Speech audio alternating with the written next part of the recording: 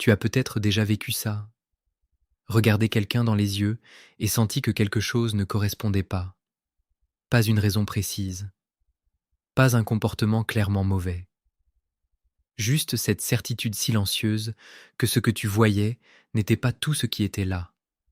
Et tu as ignoré cette certitude, parce qu'on t'avait appris que ce genre de sensation n'était pas fiable, que seul ce qui est visible et vérifiable compte, que juger sans preuve est une faiblesse. Mais cette certitude silencieuse n'est pas une faiblesse. C'est le système de reconnaissance le plus ancien qui soit. Et il fonctionne. Il a toujours fonctionné.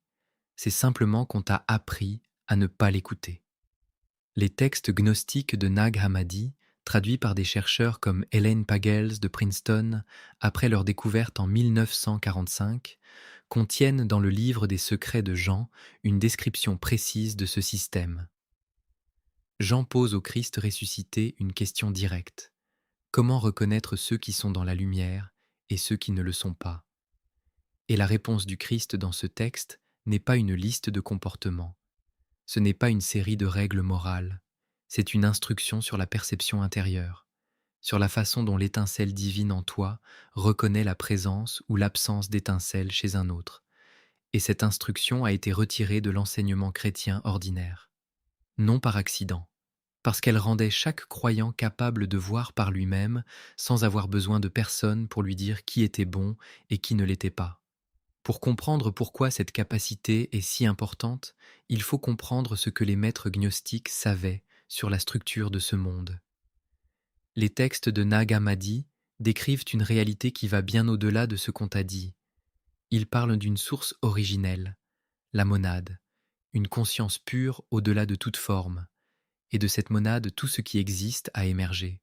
Toi aussi, une étincelle de cette source primordiale brûle en toi.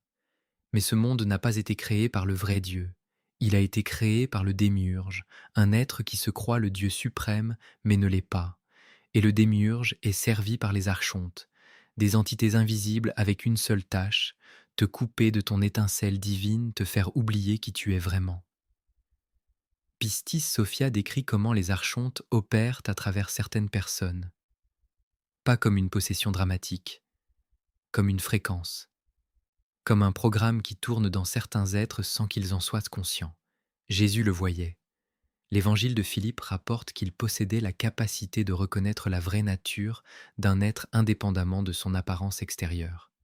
Dans le livre des secrets de Jean, Jésus apparaît à Jean après la résurrection et lui révèle des enseignements qu'il n'avait pas pu donner publiquement. Des enseignements réservés à ceux que les textes gnostiques appellent les pneumatiques, ceux dont l'étincelle divine était suffisamment éveillée pour recevoir la vérité sans la déformer. Parmi ces enseignements, une instruction précise sur la façon de reconnaître la nature réelle d'un être, non pas à travers ses actes ni à travers ses paroles, à travers une question, une seule, si directe, si simple que Jean lui-même demanda à Jésus de répéter. Il n'avait pas compris qu'une question aussi ordinaire puisse révéler quelque chose d'aussi profond. La question traduite du texte copte et libérée des couches de réécriture ecclésiastique est celle-ci. Qu'est-ce qui te rend vraiment heureux quand personne ne te regarde? Cette question fonctionne sur 3 niveaux simultanément. Et contrairement à ce qu'on pourrait penser, le niveau le plus important n'est pas ce que la personne dit, c'est ce que toi tu ressens pendant qu'elle parle. Premier niveau, ta propre sensation. Le livre des secrets de Jean enseigne que l'étincelle divine en toi est le détecteur le plus précis qui soit. Ton étincelle reconnaît une autre étincelle, et ton étincelle reconnaît l'absence d'étincelle. Après avoir posé la question, ne regarde pas seulement l'autre personne. Observe-toi toi-même. En présence de quelqu'un qui porte l'étincelle divine, tu ressentiras une chaleur, une expansion, un sentiment de connexion. Les textes gnostiques appellent ça la reconnaissance de la lumière par la lumière. Mais en présence de quelqu'un sous influence archontique, tu ressentiras une lourdeur, une constriction, un sentiment comme si de l'énergie était drainée de toi. Ton étincelle se contracte parce qu'elle rencontre une fréquence qui lui est hostile. Ce n'est pas de l'imagination. C'est ton système de reconnaissance le plus ancien, faisant exactement ce pourquoi il a été créé.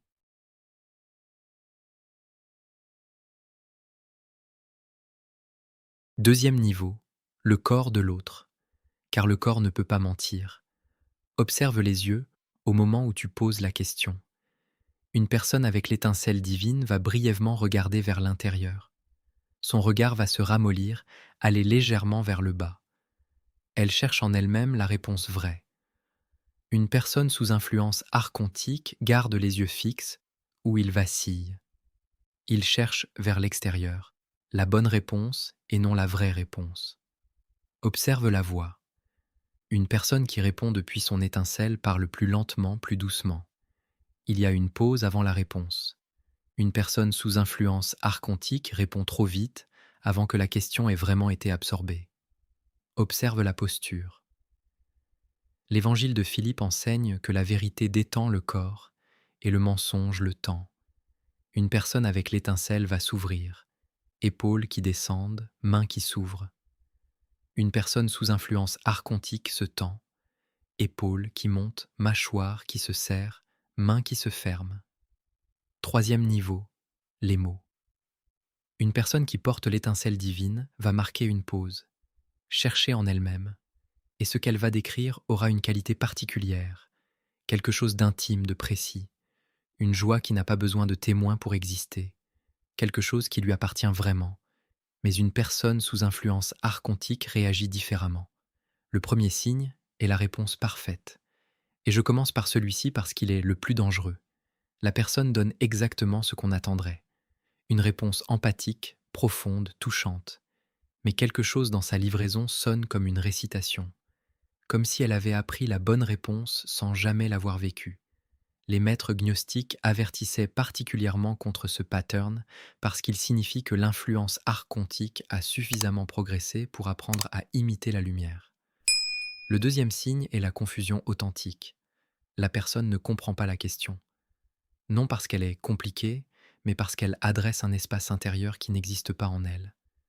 C'est comme demander à quelqu'un de décrire une couleur qu'il ne peut pas voir. La confusion est réelle, et c'est exactement ce qui la rend révélatrice. Le troisième signe est l'agression. La personne devient irritée, condescendante ou sarcastique. Pourquoi tu me poses une question pareille ? Cette réaction n'est pas personnelle. C'est la fréquence archontique en cette personne qui résiste parce que la question a touché quelque chose qui doit rester dans l'ombre. Le quatrième signe est l'évasion par les mots. La personne parle beaucoup. Des mots intelligents, des concepts, des théories, mais sans jamais rien décrire de concret, de vécu, de personnel. La sagesse sans incarnation est une imitation. Le cinquième signe est l'esquive pure. La personne change de sujet, fait une blague ou redirige vers toi. Elle ne peut pas rester dans la question parce qu'il n'y a rien en elle qui puisse y répondre honnêtement. Maintenant vient la partie qui va te surprendre. Avant de jamais poser cette question à une autre personne, pose-la toi-même. Qu'est-ce qui te rend vraiment heureux quand personne ne te regarde ? Reste avec elle. N'évite pas. N'intellectualise pas. Observe ce qui se passe en toi. Parce que l'influence archontique ne commence pas à l'extérieur. Elle commence à l'intérieur. La voix qui te rabaisse. L'agitation qui t'empêche de trouver la paix. La peur du moment où personne ne regarde. Ce sont des traces d'influence archontique enracinées dans ta conscience. Mais voici la vérité qui change tout. Si tu es capable de te poser cette question à toi-même, si tu as le courage d'aller dans ce moment où personne ne regarde et de regarder honnêtement, alors c'est peut-être la preuve la plus forte que ton étincelle divine brûle encore. Un archonte ne peut pas se poser cette question à lui-même. Il n'a pas de moment intérieur à regarder. Il n'a pas d'étincelle qui pourrait répondre. Le fait que tu puisses te poser cette question, le fait que quelque chose en toi soit en train de remuer en ce moment même, cela dit peut-être quelque chose sur qui tu es vraiment. Tu n'es peut-être pas arrivé à cette vidéo par hasard. Ton étincelle t'y a peut-être conduit parce que tu es prêt, prêt à voir, prêt à reconnaître, prêt à utiliser un outil qui t'a été caché pendant presque 2000 ans. Si cette vidéo t'a apporté quelque chose, abonne-toi à cette chaîne et partage-la avec quelqu'un qui aime Jésus. Il y a des enseignements plus profonds qui t'attendent ici.